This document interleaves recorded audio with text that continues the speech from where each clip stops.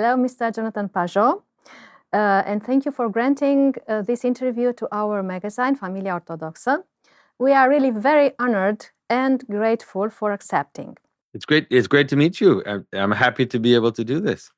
Well, so this is the first invitation in the Romanian environment, and I hope and I would like to have you here in Romania one day in Bucharest. So this is the beginning, the very beginning. But for the Romanian audience, I would like to present you.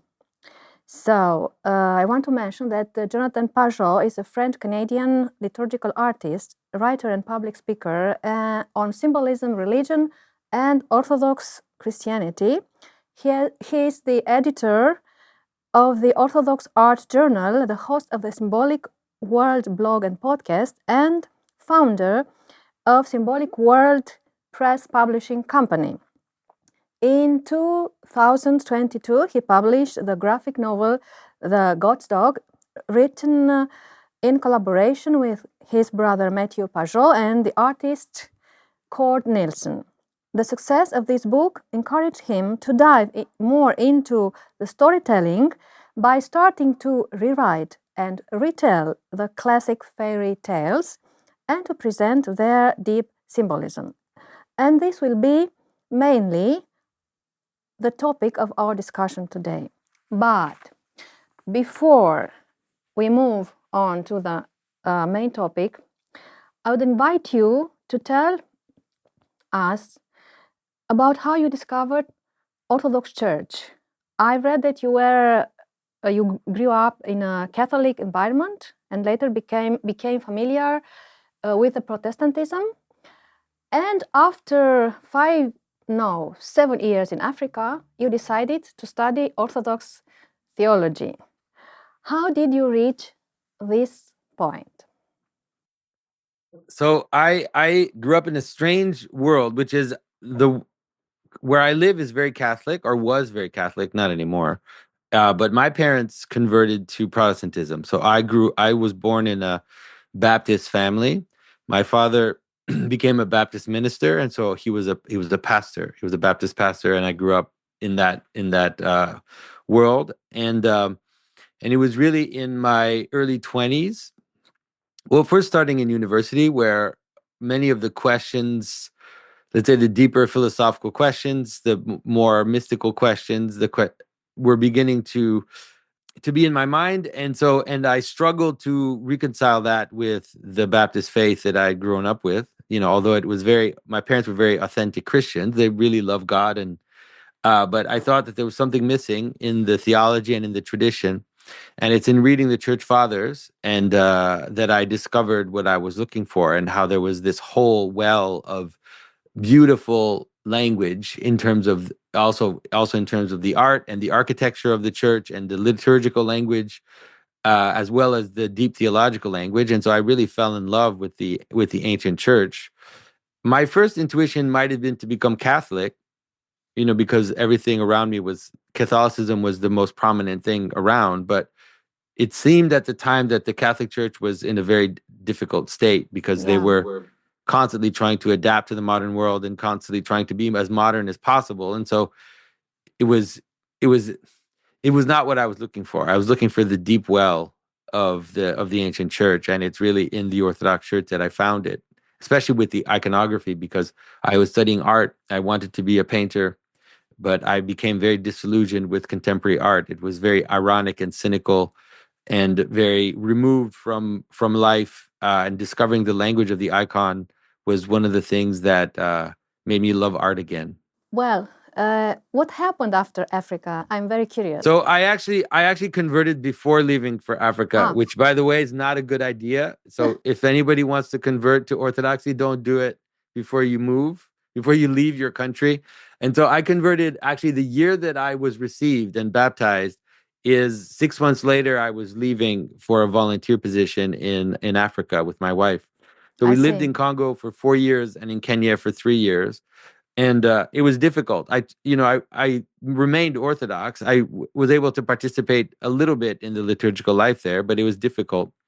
And so it's really when I came back in 2010 that I embraced it more fully. Even my children had not been baptized in Africa. Everything was complicated, and so my children were baptized. We started attending the parish, and then I actually started to take seriously the idea of making liturgical images, and that's when I had carved a few things before leaving for Africa, and then in Africa towards the end, I'd started carving again and making icons. But I it's really see. when I returned that I thought that maybe I could do this for a living. Well, I didn't really know. I didn't believe it was possible here in Canada to carve icons in wood and stone for a living. But surprisingly, that's what happened. And for years, I was a professional icon carver from about 2011 about to 2016. I did it full time, and then more recently now I do more public speaking, more writing, and so I do less carving. Yes, I'm following you. Well, how did you discover the church fathers? I would say it really came at first out of the lack, Wow. and so, for example, my brother, who was also very much interested in kind of Christian symbolism or religious symbolism, he started reading rabbinical commentaries. Wow. And I was reading kind of more, you could say, more mystical texts from other traditions, some Sufi text or some Sufi writers, and then even some more kind of esoteric things. And we could see that there was something there. We were still Christian, but we could see there was something there, Yeah.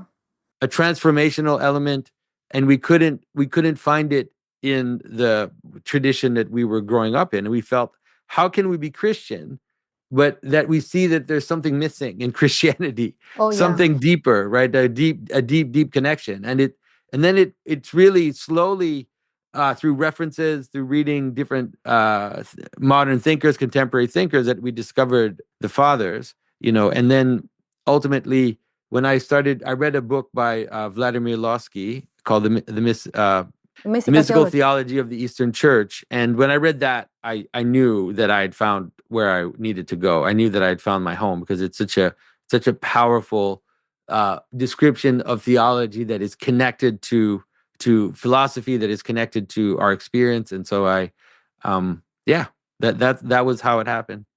Well, I'm deeply believing that the church fathers could offer today the most profound answers to the crisis of our world.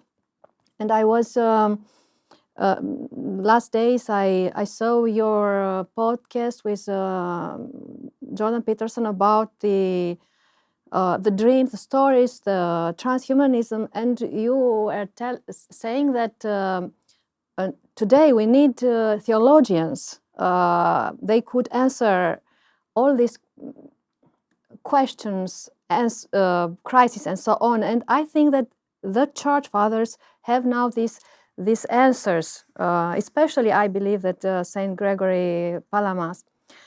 Anyway. Yeah. Saint Gregory Palamas for certain is someone who can help us understand the issues that we're dealing with today. Yeah. Saint Maximus the Confessor has been very precious to me. He's my namesake. My Orthodox name is Maximus. Oh. Saint Gregory of Nyssa, certainly. And then in terms of understanding the Bible and understanding how it connects to the world, just the hymns of the church are some of the most are very, very powerful, because they weave these different connections together. Like they create analogies that can help people understand. What we need today is we need people that are able to translate the language of the fathers and the language of the church into the contemporary world. Exactly. Because of modern theology, so many of the words that are used both in the Bible and in the theological language have been ruined. People don't understand what they mean. And so because of that, as soon as they hear those words, they stop listening.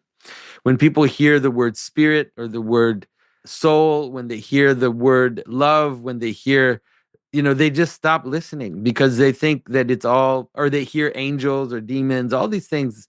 People think that they don't have the deepest understanding of what these subjects are. And so we need theologians today that are able to translate the language of the fathers and the language of scripture in a way that the modern person can understand. Yeah, exactly. I think that this crisis is a great chance for us and a great challenge for us, the Orthodox theologians. Especially since COVID, it started before, but I would say especially since COVID, the churches in North America are full of converts. They are exploding. My parish has tripled in size, In quadrupled, Canada. I think, even now. And some churches, they're bursting. They have 100 catechumen. They have more, like 50, 60, 100 catechumen. It's happening everywhere in North America. And it's mostly young people, secular people who are either, non-practicing in their Protestantism or Catholicism, or they're completely secular, haven't been baptized, don't know anything, and they're going online and they're looking for meaning. They find these people on YouTube or on podcasts, and then they come to the church, and it's absolutely astounding. Well, it's amazing and it's a great blessing, I think. You succeeded to translate, as you said, this great treasure of the church fathers for the contemporary world. We in the so-called traditional Orthodox countries are not yet able to do this, and this is where, let's say, this is a little bit stagnant situation in a country like Romania or in Greece, let's say. We are lacking this dynamism of the faith, this fire, and this ability to translate the treasure we already have here. Yeah, I understand that problem. In some ways, we have right now in America a strange advantage, the advantage of tradition being rebellious. Yeah. The strange, surprising moment when, getting married, having children, just wanting to be a good person, that this has become a rebellious stance. And so Yeah. it's funny, who could have predicted it? But that's why we have the edge of culture. I think Orthodoxy in America is the fine point of culture. It is the tip of progress in terms of culture. And so I don't know what the solution is in traditional Orthodox countries. My feeling is that there will be some figures that will rise in Western Europe and in North America that will then be able to speak back into the traditional countries, especially the young people, and maybe help them see things that they couldn't see before. I hope that's what will happen. Romanian young people are following you, are following Jordan Peterson, are following American speakers, Orthodox speakers. It is amazing. Yeah, so that's great. I mean, those young people then will be able to speak back into their own culture, and then they will become the ones influencing culture in the future. Yeah. Well, this is the good news.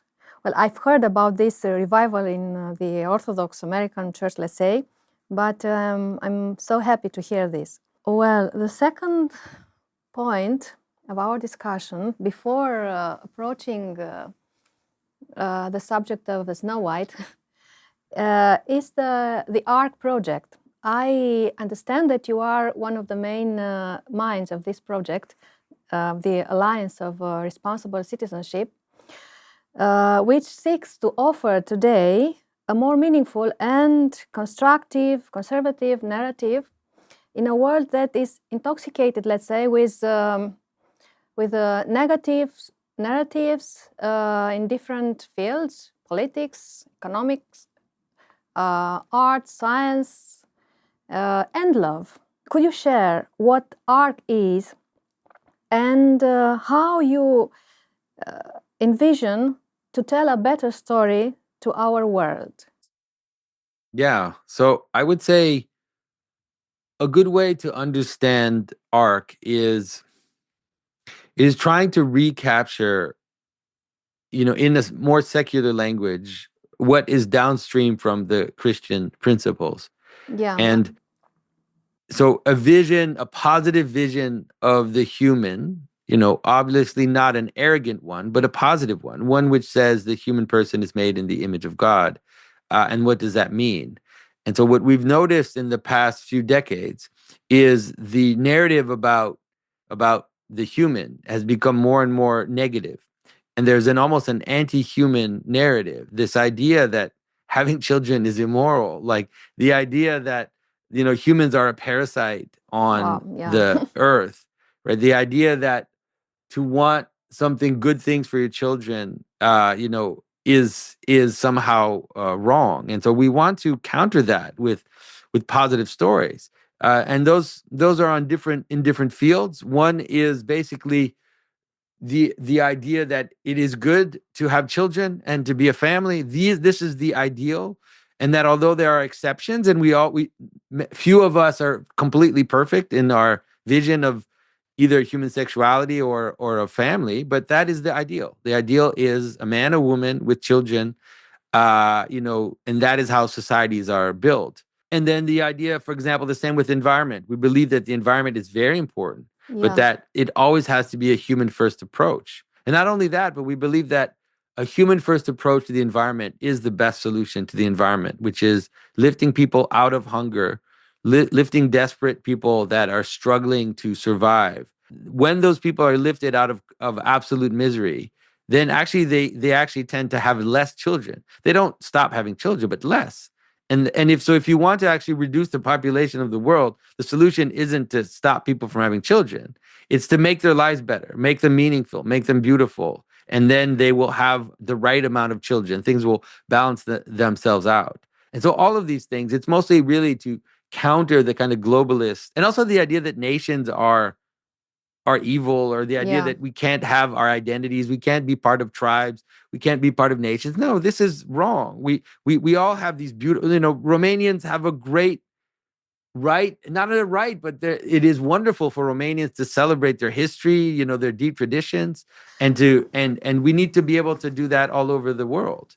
And so all of these questions there are different versions of them, but all of them are trying to address and to counter the kind of globalist anti-human narrative that has been pervading the elites for the past few decades. How do you see this impact of ARC in the future? I mean, what we hope is to create one of the things we saw is that many people felt alone, and the globalist narrative was taking over the media space, was taking over the educational space, and just the social narratives. And many people felt like they couldn't speak up.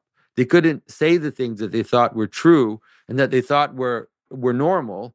And so one of the things we're hoping ARC to be able to do is to provide an umbrella, to provide a kind of cover and a sense for people that no, they're not alone, that there are many people who think the way they do. Of course, yeah. And so providing voices so that now in your own countries, in your own networks, you can say, oh, here are some people that stand out, that are willing to speak up and say what is true. And so now I feel more safe, and I don't feel like I'm in danger for saying what I believe. And so that's one of the things. And then there's also, of course, to create networks of people, who can recognize each other as having the same values and are willing to collaborate, to tell the story, but also on all other fronts, to be able to collaborate together to in some ways create a different network from the elite network that we see running the show right now. So you want to create another kind of elite in a beneficial elite to the world, let's say, or it's something like a think tank? Yeah, it is. I mean, part of it is definitely a think tank. The idea is to just encourage the people who already tend to think that way to at least be able to see each other, and to be able to see each other as allies in a struggle. And then downstream from that, like I said, to provide cover for people in their networks. We have to be careful, of course, not to create another globalist elite, which is not what the conservative we want elite. at all. We want to mostly just create like I said, to create cover and to create a place for people to feel like they're not alone in their vision. Well, this is great and this is very necessary because, here in Romania, we are also trying, the Christians and conservatives are trying to support each other, to be together, because otherwise it's not possible. It's not possible to resist the pressures, the political pressures. I think that you are aware about what happened recently in Romania, the political field. But anyway, we need this collaboration between us, because otherwise it's very difficult to confront all these challenges we have every day in our lives in different fields of activities and the spiritual field, because there are challenges also inside the church from the globalists and so on. It's not easy, especially in the traditional countries. I don't know if I'll. Well, one of the things that for sure I think ARC is trying to do, but not just ARC, but even my own work, is to try to give people the capacity to see what's happening and to discern. Because one of the things that globalism does is that it masks what it's doing in Christian narrative, sometimes Christian rhetoric. And so it uses the language of compassion in order to in order to seduce Christians into believing that this is the right path and this is the Christian path. And so we have to be able to recognize the difference between true compassion and weaponized compassion. And it's not that difficult, by the way, to do that, because weaponized compassion is a type of compassion that people use to gain power for themselves. And so people will try to point out your power and to point out that you should give up your power, that you should give up your position, that you should give up your attachments to family, to nation, to the different things. And you notice when they're saying that they are trying to gather power for their own faction. And then you know that it's weaponized compassion. And I think we need to develop the sensitivity to recognize it and to resist that type of thing, and to be able to express true compassion and reason, compassion that is in light of what Christ is teaching. Yeah.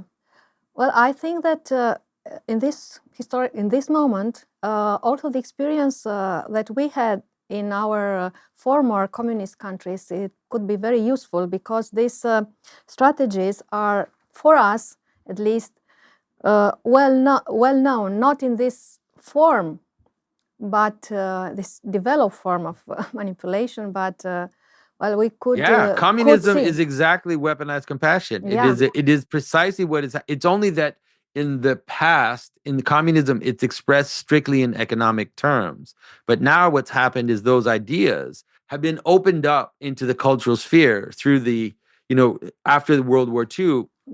Many of the writers, the communist writers, realized that you had to expand communist ideas into the cultural sphere. So Gramsci and all of these writers. And so we have to be able to realize that it's the same ideas.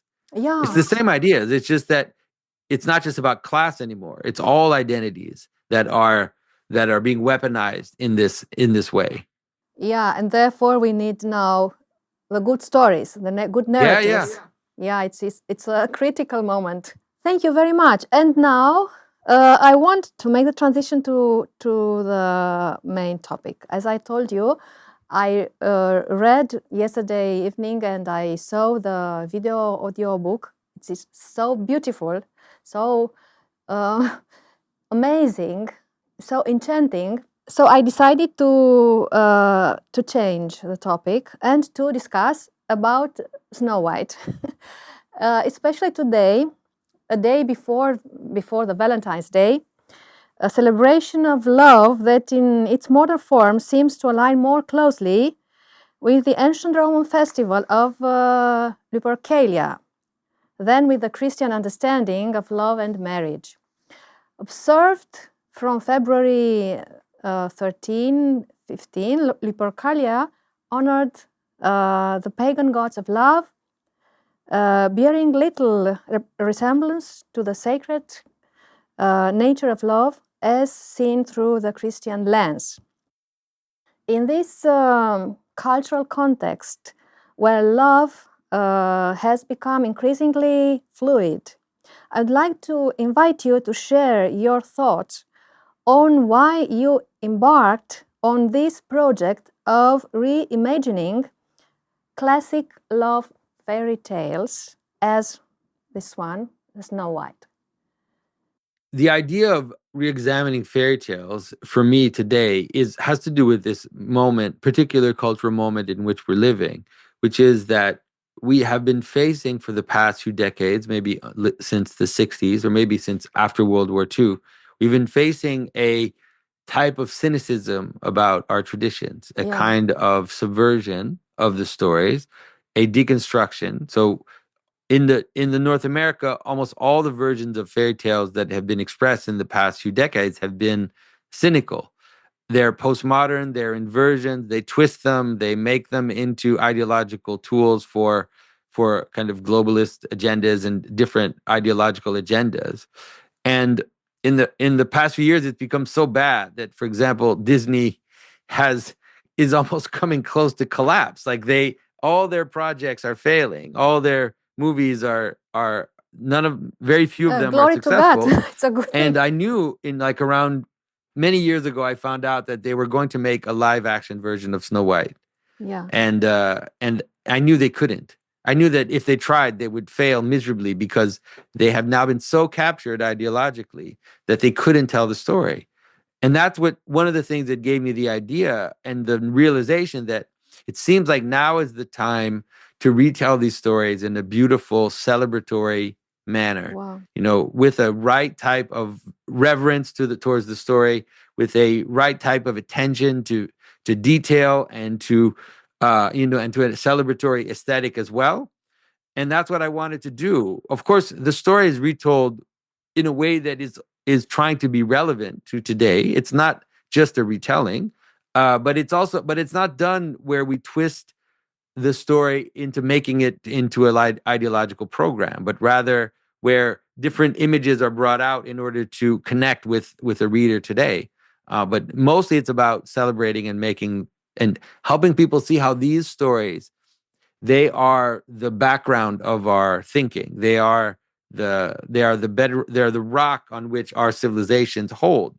The gospel stories, the fairy tales, the folk stories, these are the things that hold us together. Wow, yeah. It is so amazing and so relevant for our time.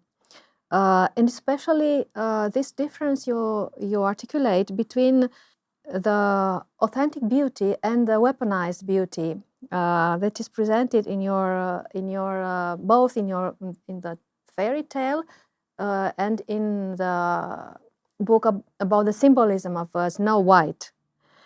So we live today in a culture that weaponizes the beauty. The beauty has become an industry, and from the childhood, the girls learn to use their beauty and not to appreciate the value of the innocence and the beauty of the innocence. In this context, how do you define beauty, and what does it truly means to possess the knowledge of beauty?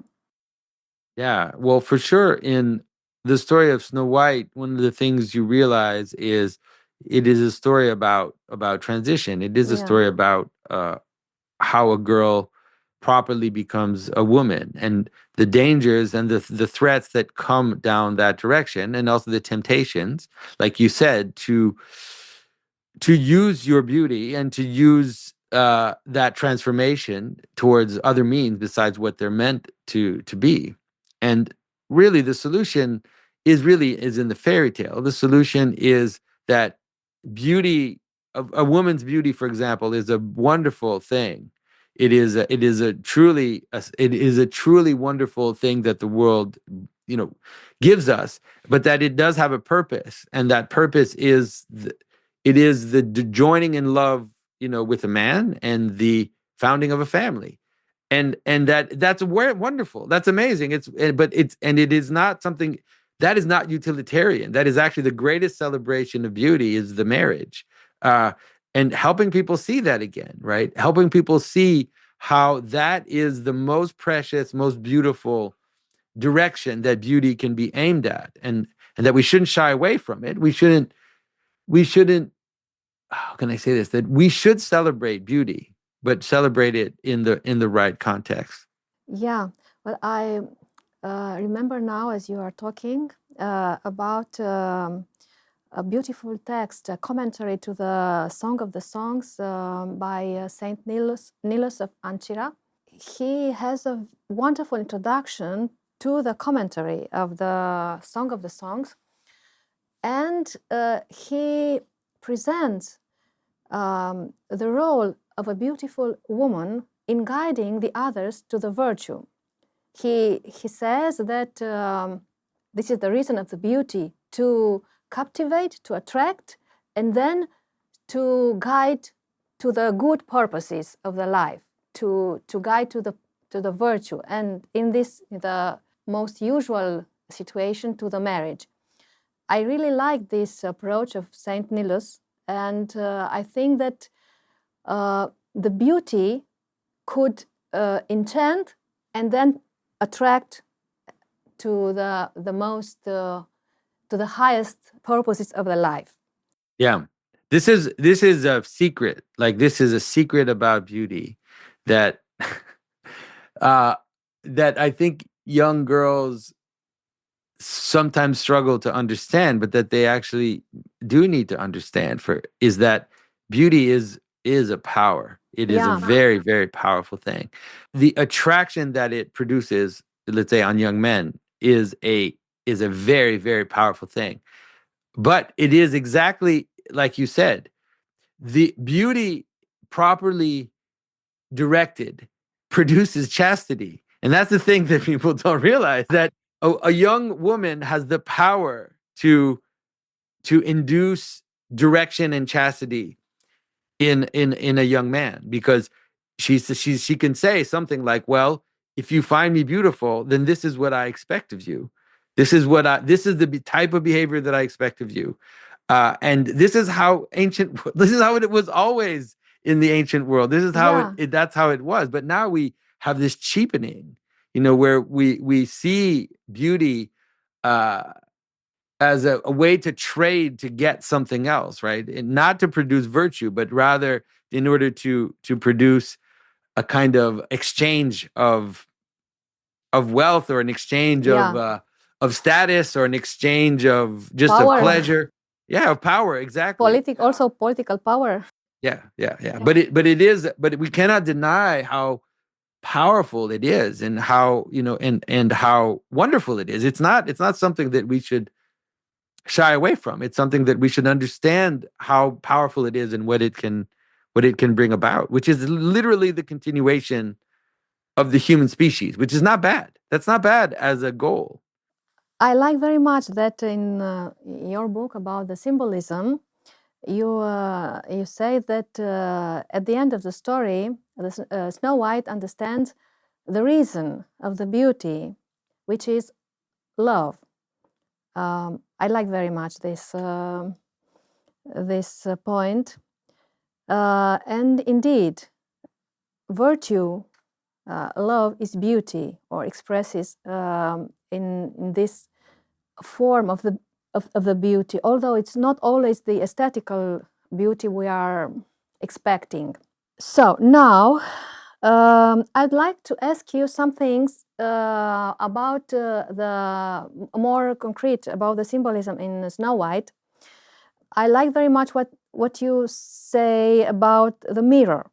What is the mirror in Snow White fairy tale?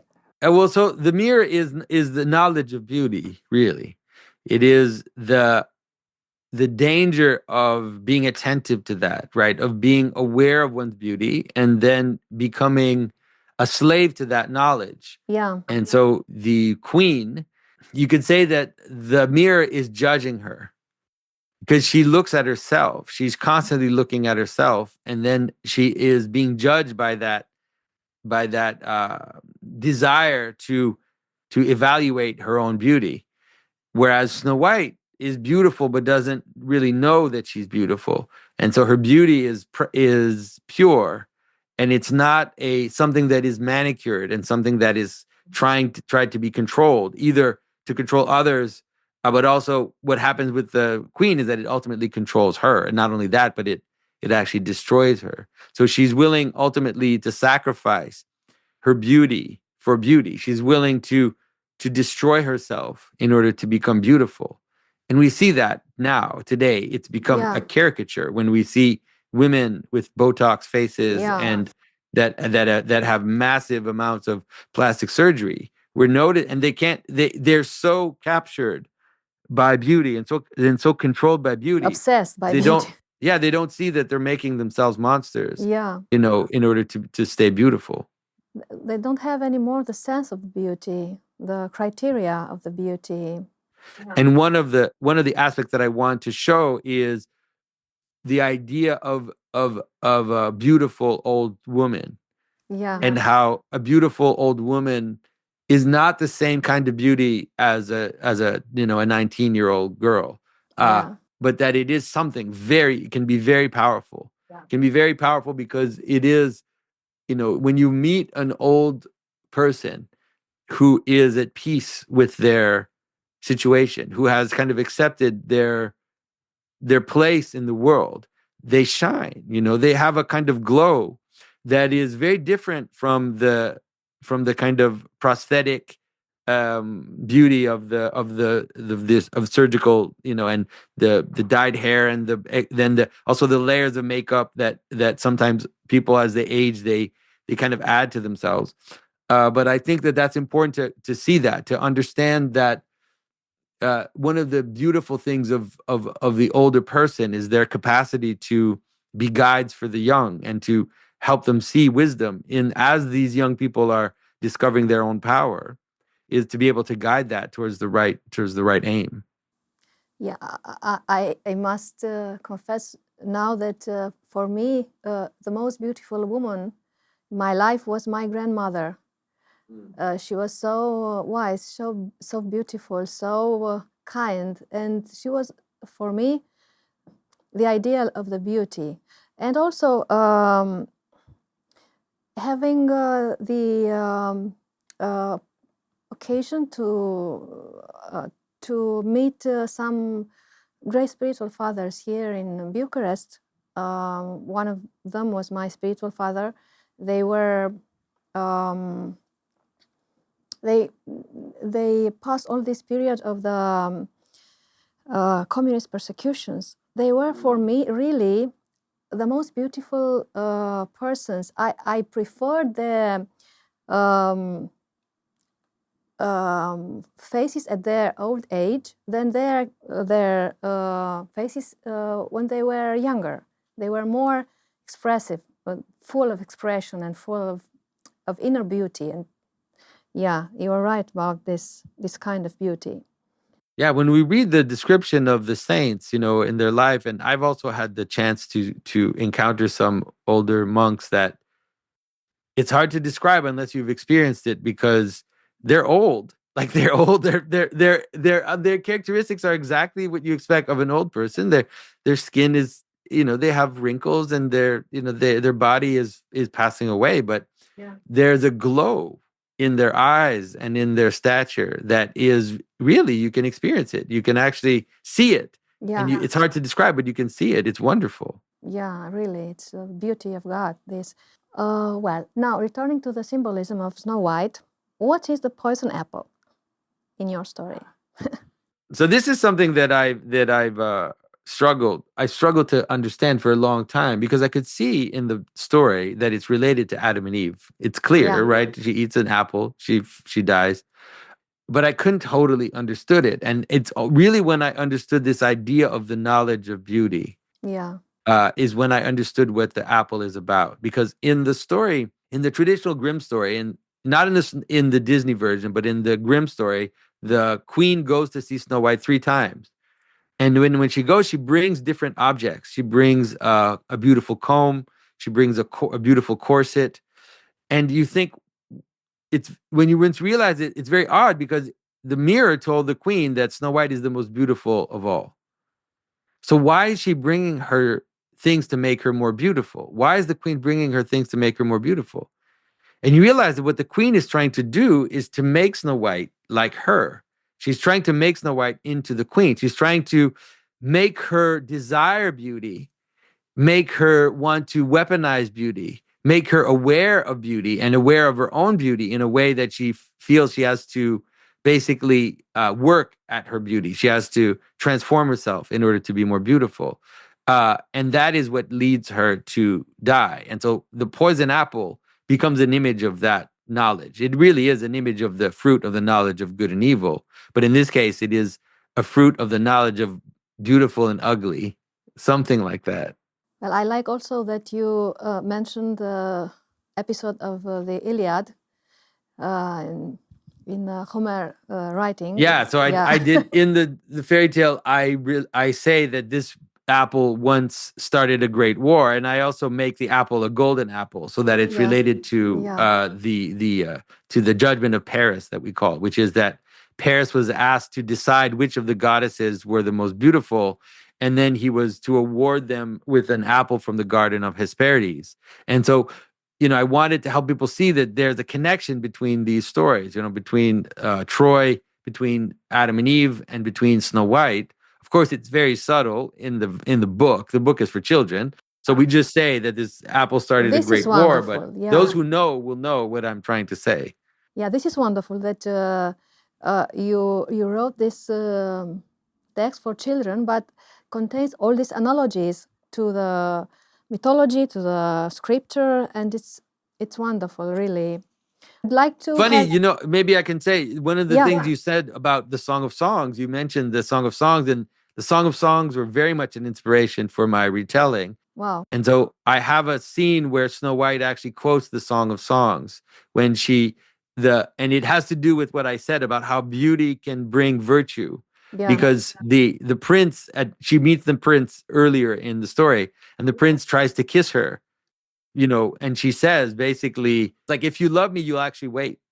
And the prince agrees, and the prince kind of backs off. And so it's a way to help people understand the power of beauty. Well, the power of beauty and also the right timing. I really like these two moments.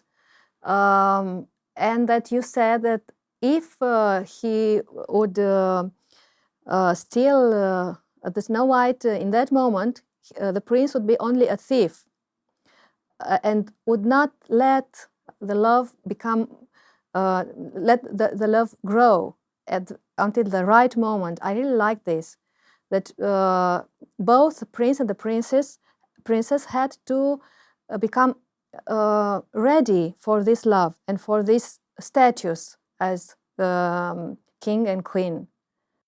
Yeah, that's right. And that's why I also used it as a way to help people understand why the prince kisses her at the end, because that's a mystery in the story. And people have pointed out to how awkward it is, a prince going through a forest, finds a dead girl and then kisses her, And so I wanted to narratively help people understand what that means by having Snow White basically say, because the text from the Song of Songs is, do not awaken love before it's time. And so this idea of understanding the notion of the prince, after Snow White has fallen asleep or died, of how she recognized that now is the right time to engage with her, and it has many layers. It's not only about, it's about, you could say, the right time, both in terms of two people getting to know each other, and then being married. Yeah. It's a right time in terms of two young people that are too young really to be in a relationship and need to wait until they're ready. But it's also in a relationship between a man and a woman, there's also the right time. And this has to do even with children and with family. And so all of this is embedded in this idea of awakening after sleep. Unfortunately, our culture don't teach the young people to have this patience, to wait to grow until they are ready for the great love. And they have many loves and many deaths in the meantime, until if they have the chance to have a great love one day. Yeah, and it's you know, I think that that's also one of the things that I wanted to help see is that there's, you know, if like the queen, what happens with the queen is that in some way she's weaponizing beauty, and she's using beauty to get what she wants, but that ultimately destroys her. And so, you know, that's also the issue with love today, is that people aren't careful. It will devour you. Like if you use beauty just as a tool to get pleasure or to get what you want, those iterations in your life will ruin you. So Yeah. the more you, let's say, the more you give in to that as a young person, the less chance you have of finding the great love, because it's like something that is getting broken slowly as you move forward.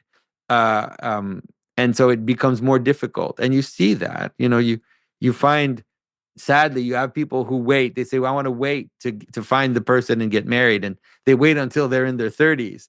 And then it's very difficult for them. And then they can't have children, and there's all this stuff. And, you know, they struggle to reconcile everything, and they bring all their baggage into the relationship, and they have to deal with all the stories, both of your stories.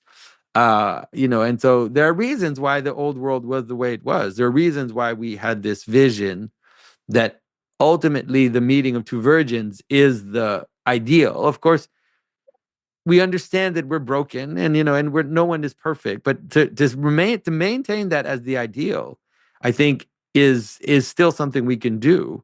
And then, of course, be forgiving and be understanding. But the ideal needs to remain.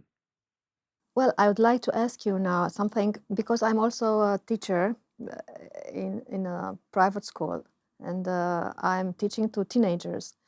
They are attracted to love experience very earlier than in our time. So it's not easy, it's not possible to teach them, to give them a moral teaching. They are not attracted by such a discourse. How do you see this? We as Christians attract these young people to a pure and a real love in this context, when they have love experiences very early, and we are a Christian school. We're in a difficult time. Yeah. And I think that there are things that are true about the world, and there are things that are false. And the way that we understand relationships and sexuality in the modern age is false. And it doesn't yield. It doesn't yield fruit. It yields conflict. It yields suffering, and it yields divorce. It yields broken families. It yields all of these things. So one of the things that we can do as parents is to exemplify in our families the beauty of a family and the beauty of the relationship. That's our job, more than how we teach the kids. Yeah. We need to work on our own couples. We need to work on our own family, because everybody can see when a family is strong and beautiful, and everybody is attracted to that.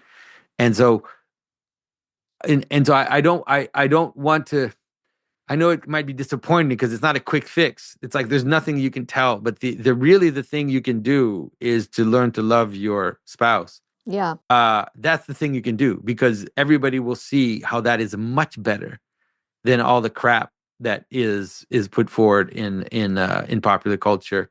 And the children, you know, the teenagers, even the ones that maybe go a little astray because they're experimenting or they want to have their experiences or whatever. And it's sad that that happens. But, you know, I've seen it happen where young people at some point, they realize that they don't want, like, they actually don't want broken relationships, that they admire and they want something that is closer to their family. I've seen my kids, for example, you know, at some point start to, you know, they start to have friends that are a little, you know, it's like, I'm not sure about those friends and everything. And then they quickly realize that let's say the family life that they had as children was very precious, and that it was very powerful, and that they ultimately that's what they want. Yeah. Last year I was teaching them. I had a course about the Chronicles of Narnia, and it was very interesting. A very a good support to teach them some things about friendship, love, and so on. And therefore, I really believe that the good classic fairy tales could be a good tool for this purpose. But then the fairy tales are really, that's why the fairy tales are great, is that they're for really young children. And it's like we literally had decades now, a few decades of people being cynical about the idea that you have to find your prince or you have to find your princess. And it's like, no, let's stop being cynical about that. That is really how it works. That you really, and of course there's an aspect of it that has to be brought back to reality as the young person becomes an adult. They have to be able to mitigate that image into the world. You can't have people living in fantasies, but the image of a child of saying there is someone that I will be joined to, that will be my fulfillment, to some extent. That is totally fine. We have to stop being cynical about it. And that's why these stories like Snow White, like Cinderella, all of these stories they really are stories that are not the children love them because they're closer to what they really desire and what they see as being true. They have the nostalgia of the paradise inside them. That's right. So, do you believe that one could meet the right prince? The thing is that, okay, this is important to understand, right? So you have to, with your children, I think you have to be able to mitigate two things. One is that's a yes and a no, right? One is that there is something powerfully real and true in the love and the relationship that you can form in your life. And that's something that the child has to desire from very young age. It's very important.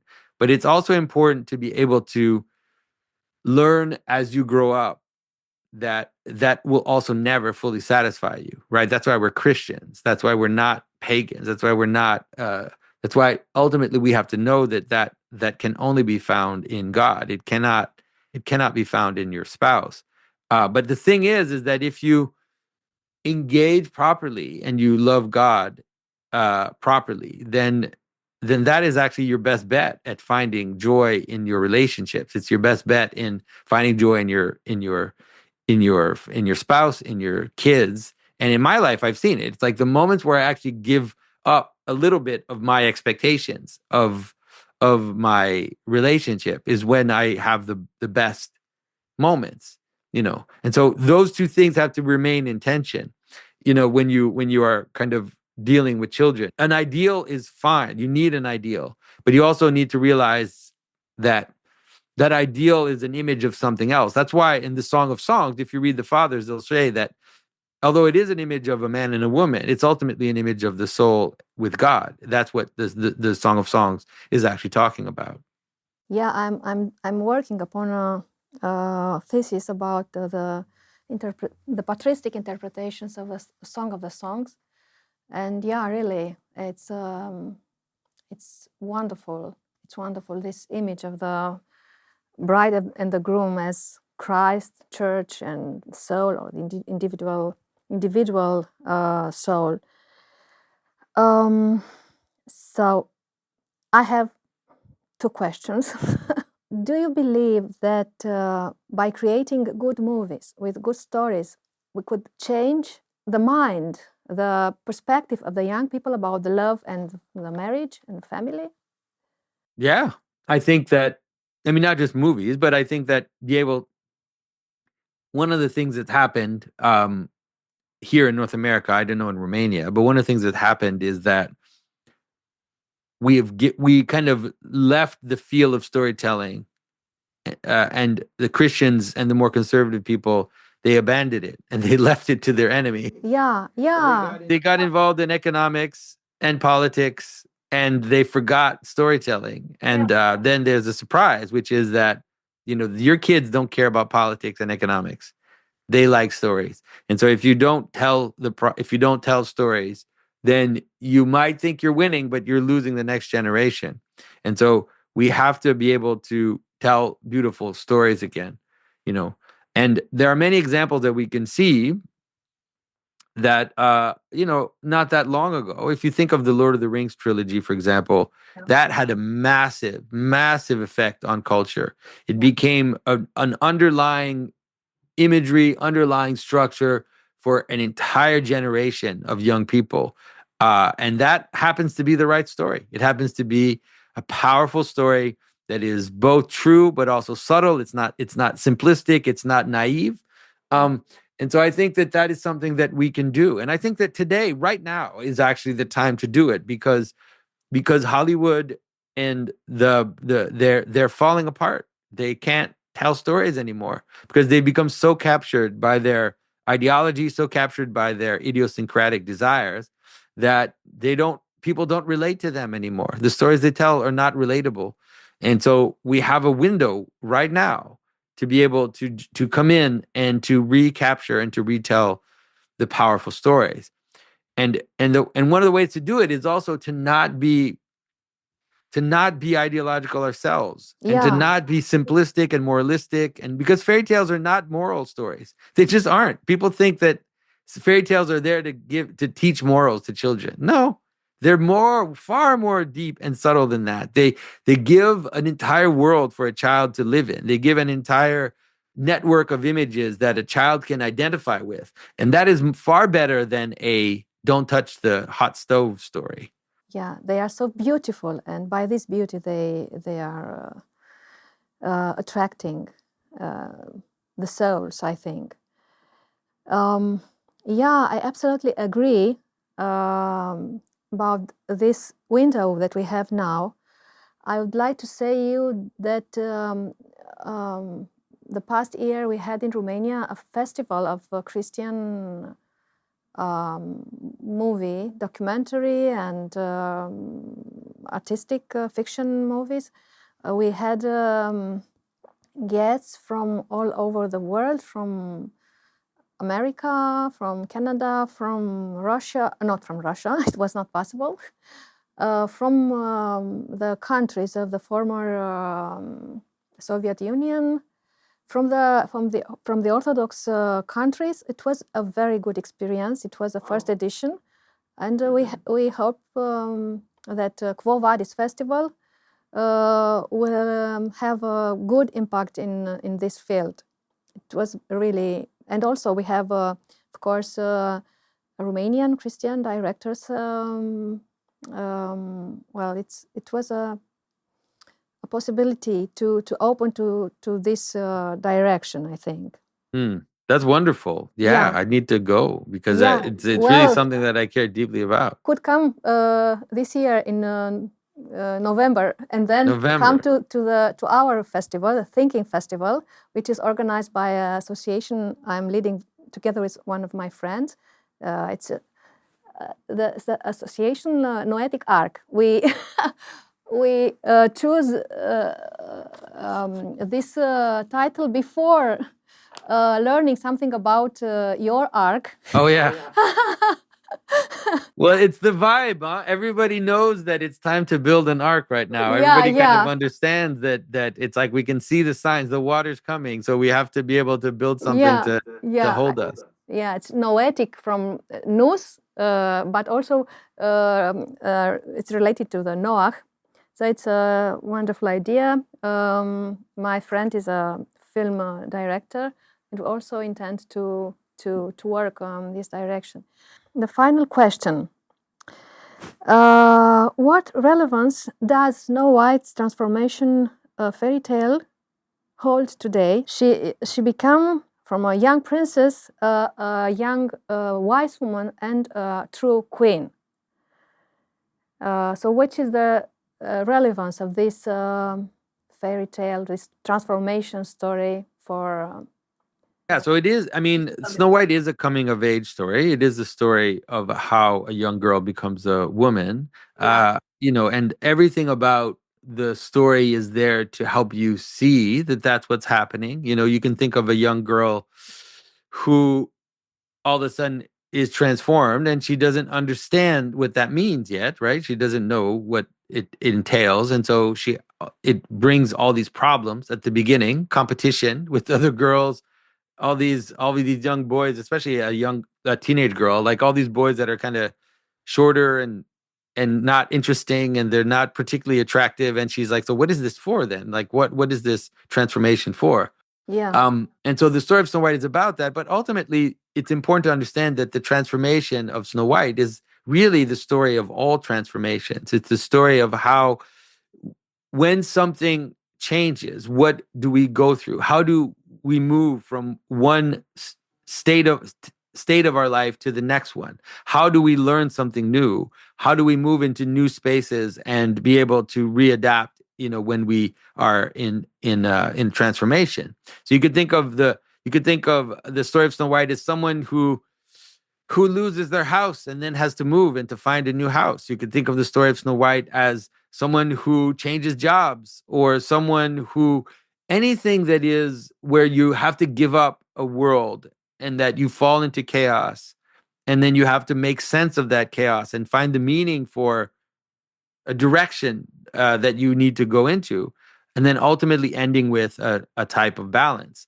Becoming the queen, or becoming a king, or becoming a prince, is in some ways is the regaining control of the world, is to enter into a position where now you're no longer a slave of the woods. You're no longer living with a bunch of old men that are making you work. Like, you're ultimately now in a place where you have regained control over the situation.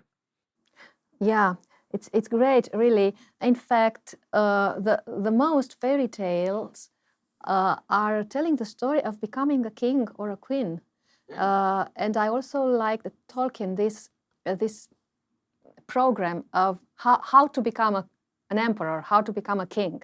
In fact, the story of conquering the kingdom of God somehow, in a way, at the highest level, let's say. Yeah, that's what I mean. I think that's what God is calling us. If you see the story at the end of the book of Revelation, when you see the heavenly Jerusalem, you see the kings of the nations that come and offer their crown, to the Son of Man, to the Lamb. And I think that's actually an image of what we all are called to do, is that if we offer our glory to God, then we are we're in the right position in our kingship. We are kings that are submitted to a higher good. And so that's what we are all. I mean, parents are kings and queens for all intents and purposes in their family. They just have a small kingdom, but everybody has a kingdom.